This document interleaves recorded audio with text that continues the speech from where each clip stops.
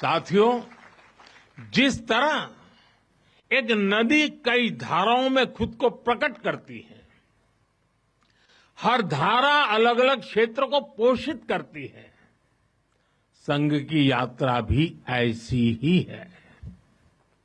संघ के अलग अलग संगठन भी जीवन के हर पक्ष से जुड़कर राष्ट्र की सेवा करते हैं।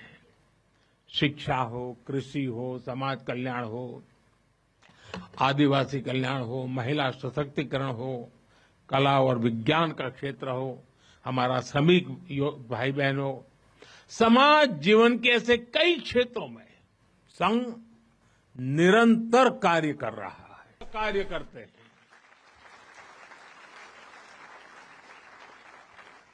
साथियों, व्यक्ति निर्माण की ये सुंदर प्रक्रिया हम आज भी संघ की शाखाओं में देखते हैं। संघ शाखा का मैदान एक ऐसी प्रेरणा भूमि है जहां से स्वयं सेवक की अहम से वयम की यात्रा शुरू होती है। संघ की शाखाएं व्यक्ति निर्माण की यज्ञ वेदी है।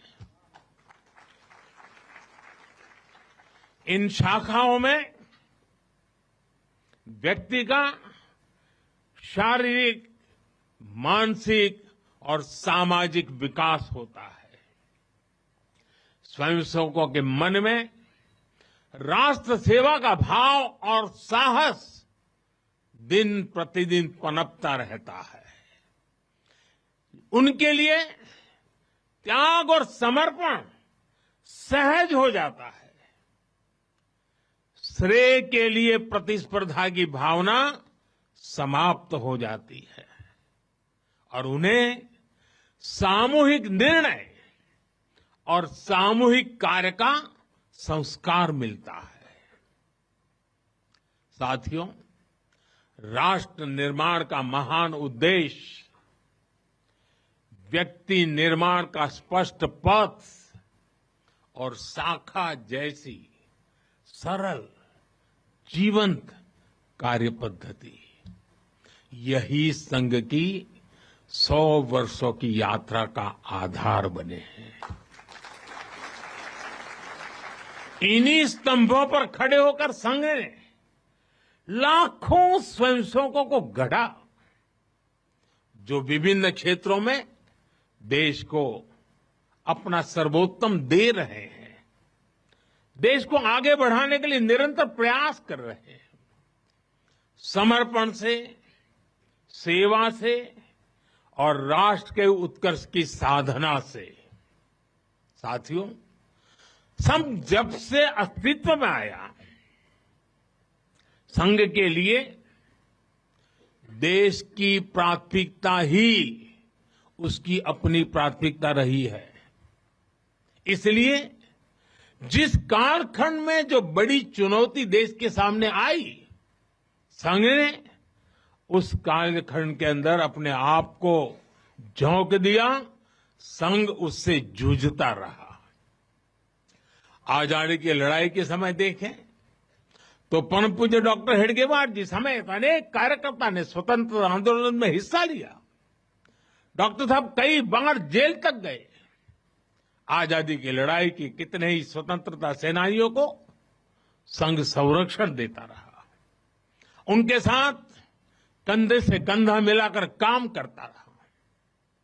1942 में, 1942 में जब चिमूर में अंग्रेजों के खिलाफ आंदोलन हुआ, तो उसमें अनेक स्वयंसेवकों को अंग्रेजों के भीषण अत्याचार का सामना करना पड़ा। आजादी के बाद भी हैदराबाद में निजाम के अत्याचारों के खिलाफ संघर्ष से लेकर गोवा के स्वतंत्रता आंदोलन और दादरा नगर हवेली की मुक्ति तक संघ ने कितने ही बलिदान दिए और भाव एक ही रहा, राष्ट्र प्रथम। लक्ष्य एक ही रहा, एक भारत श्रेष्ठ भारत। साथियों, राष्ट्र साधना की इस यात्रा में ऐसा नहीं है कि संघ पर हमले नहीं हुए, संघ के खिलाफ साजिशें नहीं हुई।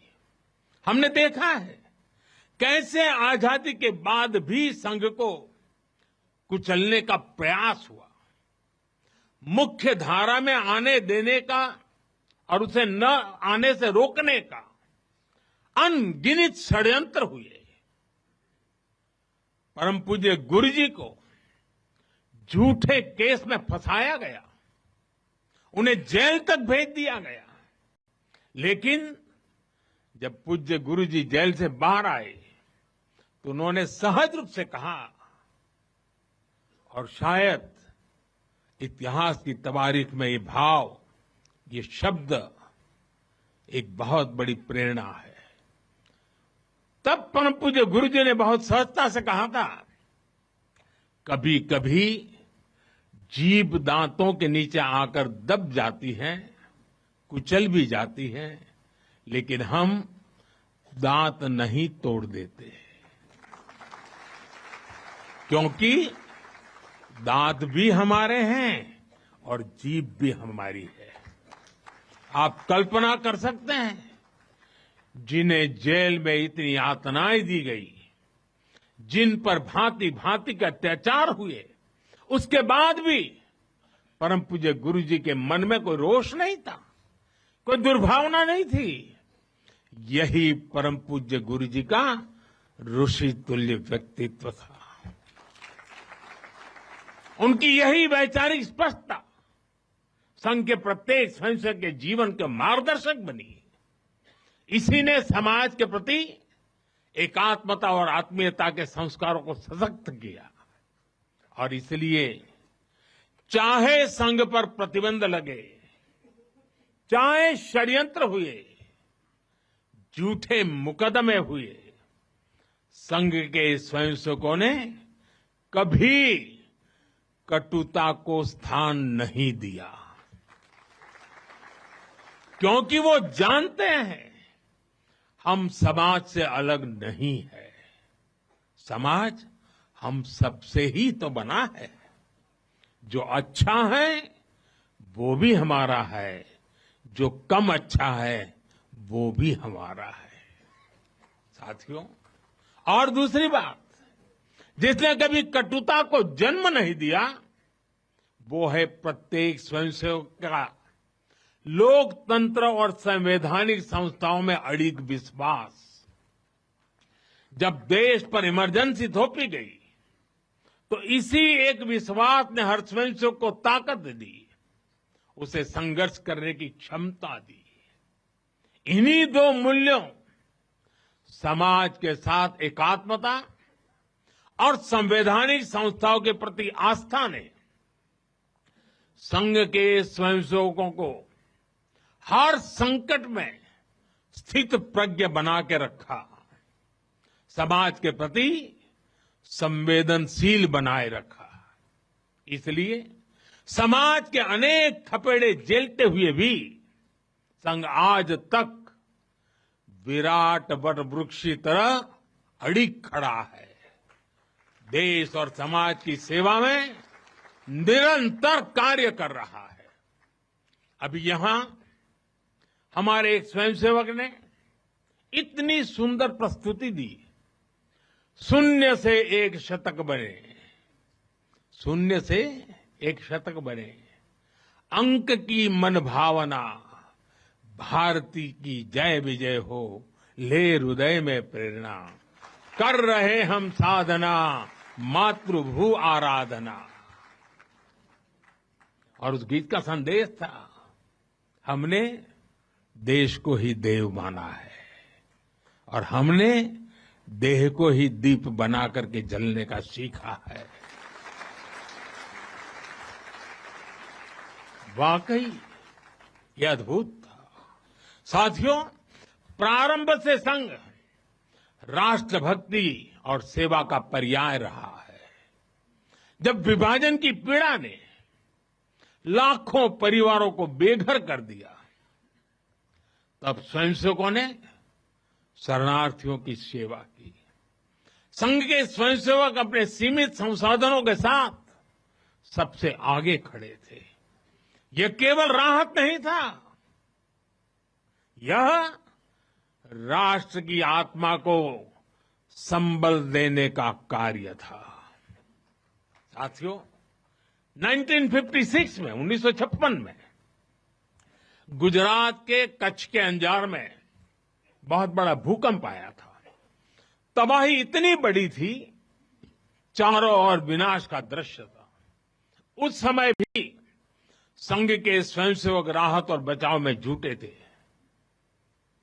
तब परम पूज्य गुरु जी ने गुजरात के वरिष्ठ संघ के प्रचारक वकील साहब को, जो समय गुजरात का कार्य संभालते थे, उन्हें एक पत्र लिखा था। उन्होंने लिखा था, किसी दूसरे के दुख को दूर करने के लिए निस्वार्थ भाव से खुद कष्ट उठाना एक श्रेष्ठ हृदय का परिचायक है। साथियों, खुद कष्ट उठाकर दूसरों के दुख हरना, ये हर स्वयंसेवक की पहचान है।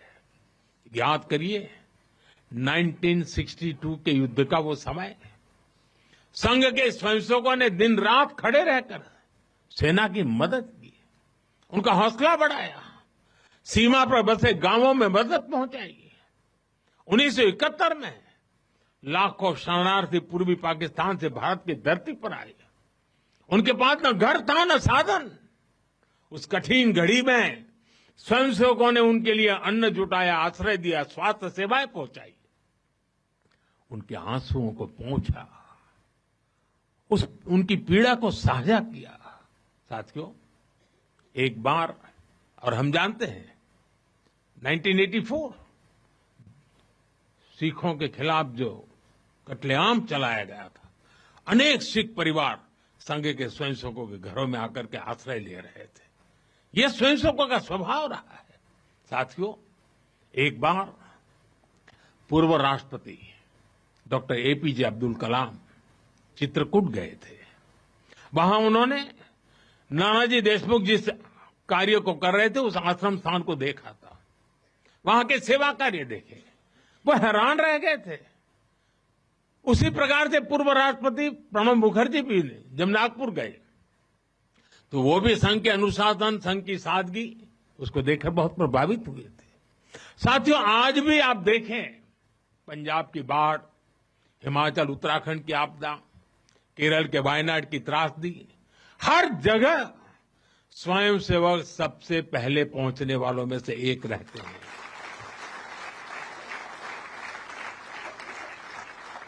कोरोना काल में तो पूरी दुनिया ने संघ के साहस और सेवा भाव का प्रत्यक्ष प्रमाण देखा है। साथियों, अपनी 100 वर्ष की इस यात्रा में संघ का एक बड़ा काम ये रहा है, उसने समाज के अलग अलग वर्गों में आत्मबोध जगाया, स्वाभिमान जगाया। और इसके लिए संघ देश के उन क्षेत्रों में भी कार्य करता रहा है जो दुर्गम है, जहां पहुंचना सबसे कठिन है। हमारे देश में लगभग 10 करोड़ आदिवासी भाई बहन हैं, जिनके कल्याण के लिए संघ लगातार प्रयासरत है। लंबे समय तक सरकारों ने उन्हें प्राथमिकता नहीं दी, लेकिन संघ ने उनकी संस्कृति, उनके पर्व, उत्सव, उनकी भाषा और परंपराओं को सर्वोच्च प्राथमिकता दी। सेवा भारती, विद्या भारती, एकल विद्यालय, वनवासी कल्याण आश्रम आदिवासी समाज के सशक्तिकरण का स्तंभ बनकर के उभरे। आज हमारे आदिवासी भाई बहनों में जो आत्मविश्वास आया है, उनके जीवन में बदल रहा है। साथियों, संघ दशकों से आदिवासी परंपराओं, आदिवासी रीति रिवाजों, आदिवासी मूल्यों को सहज ने संवारने में अपना सहयोग देता रहा है, अपना कर्तव्य निभा रहा है। उसकी तपस्या ने भारत की सांस्कृतिक पहचान सुरक्षित रखने में बड़ी भूमिका निभाई है। मैं देश के दूर सुदूर कोने कोने में आदिवासियों का जीवन आसान बनाने में लगे संघ के लाखों स्वयंसेवकों की भी सराहना करूंगा। साथियों, समाज में सदियों से गर्क कर चुकी जो बीमारियां हैं, जो ऊंच नीच की भावना है, जो कुप्रथाएं हैं, छुआछूत जैसी गंदगी भरी पड़ी है, ये हिंदू समाज की बहुत बड़ी चुनौती रही है। एक ऐसी गंभीर चिंता है जिस पर संघ लगातार काम करता रहा है। एक बार महात्मा गांधी जी वर्धा में संघ के शिविर में गए थे। उन्होंने भी संघ में समता, ममता, समरसता, समभाव, मम भाव, ये जो कुछ भी देखा उसकी खुलकर तारीफ की थी। और आप देखिए, डॉक्टर साहब से लेकर आज तक संघ की हर महान विभूति ने, हर सरसंघ चालक ने भेदभाव और छुआछूत के खिलाफ लड़ाई लड़ी है। परम पूज्य गुरु जी ने निरंतर न हिंदू पतितो भवेत की भावना को आगे बढ़ाया। यानी हर हिंदू एक ही परिवार है, कोई भी हिंदू कभी पतित या नीचा नहीं हो सकता। पूज्य बाला साहब देवव्रत जी के शब्द भी हम सबको याद है। वो कहते थे, छुआछूत अगर पाप नहीं, छुआछूत अगर पाप नहीं तो दुनिया में कोई पाप नहीं है। सरसंघ चालक रहते हुए पूज्य रज्जू भैया जी और पूज्य सुदर्शन जी ने भी इसी भावना को आगे बढ़ाया। वर्तमान सरसंघ चालक आदरणीय मोहन भागवत जी ने भी समरसता के लिए समाज के सामने स्पष्ट लक्ष्य रखा है और गांव-गांव तक इस बात की ज्योत जगाई है। क्या है वो? उन्होंने कहा, एक कुआं, एक मंदिर और एक श्मशान। जहां भक्ति है हर शब्द में, कथाओं में छुपे हैं दिव्य रहस्य और ज्योतिष देता है जीवन को दिशा। धर्म से जुड़ी हर बातों को जानने के लिए हमारे चैनल स्तुति को सब्सक्राइब करें। चैनल पर जाने के लिए इस लिंक पर क्लिक करें।